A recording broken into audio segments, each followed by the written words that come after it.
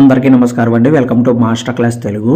తెలంగాణ రాష్ట్ర వ్యాప్తంగా రైతు రుణమాఫీకి సంబంధించి సీఎం రేవంత్ రెడ్డి గారు ముఖ్యమైన ప్రకటన అయితే విడుదల చేశారండి. ఈ వీడియోలో మనం పూర్తి వివరాలు తెలుసుకుందాం. కాబట్టి వీడియోని ఎక్కడ స్కిప్ చేయకుండా పూర్తిగా చూడండి. వీడియో లైక్ చేసి మీ మిత్రులందరికీ షేర్ చేయండి. అలాగే మన ఛానల్ని సబ్స్క్రైబ్ చేసుకోండి. ఇక వివరాలు అయితే చూద్దాం. తెలంగాణ రాష్ట్ర వ్యాప్తంగా రైతు రుణమాఫీపై మరో 2-3 రోజుల్లో మార్గదర్శకాలు విడుదల చేస్తామని సీఎం రేవంత్ రెడ్డి గారు తాజాగా తెలియజేయడం జరిగింది.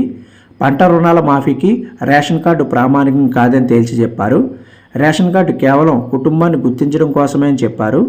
2 లక్షల రూపాయల వరకు మాత్రమే రుణమాఫీ ఉంటుందని సీఎం రేవంత్ రెడ్డి గారు మరొకసారి స్పష్టం చేయడం జరిగింది. ఇక కేంద్ర బడ్జెట్ ప్రవేశపెట్టిన 2 రోజుల్లో రాష్ట్ర బడ్జెట్ సమావేశాలు నిర్వహిస్తామని సీఎం రేవంత్ రెడ్డి గారు వెల్లడించారు. అలాగే రైతు రుణమాఫీకి సంబంధించి వీరికి మాత్రమే రైతు రుణమాఫీ ఉంటుందని చెప్పేసి తెలియజేశారు.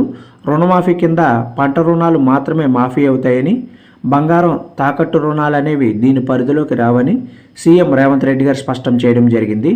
రేషన్ కార్డు కాకుండా కేవలం పట్టా పాస్బుక్ ఆధారంగానే మాఫీ ఉంటుందని 2-3 రోజుల్లో మార్గదర్శకాలు కూడా విడుదల చేస్తామని తెలియజేశారు.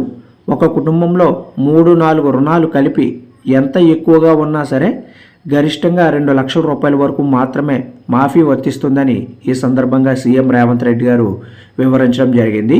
సో బంగారం తాకట్టు రుణాలు ఏవైతే ఉన్నాయో అవి మాత్రం రైతు రుణమాఫీ కిందకి రావని, సో వాటికి రైతు రుణమాఫీ అనేది వర్తించదని అయితే స్పష్టం చేయడం జరిగింది. సో అందరూ కూడా గమనించాలి.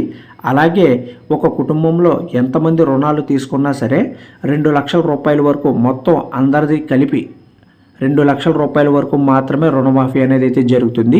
అంతకంటే ఎక్కువ అమౌంట్ ఉంటే కనుక ఆ మిగిలిన అమౌంట్ మీరే బ్యాంకులకు చెల్లించుకోవాల్సి ఉంటుంది. సో రేషన్ కార్డును కాకుండా పట్టా పాస్బుక్ను మాత్రమే పరిగణలోకి తీసుకుని ఈ యొక్క రైతు రుణమాఫీ అనేది అయితే అమలు చేస్తామని తెలిపారు.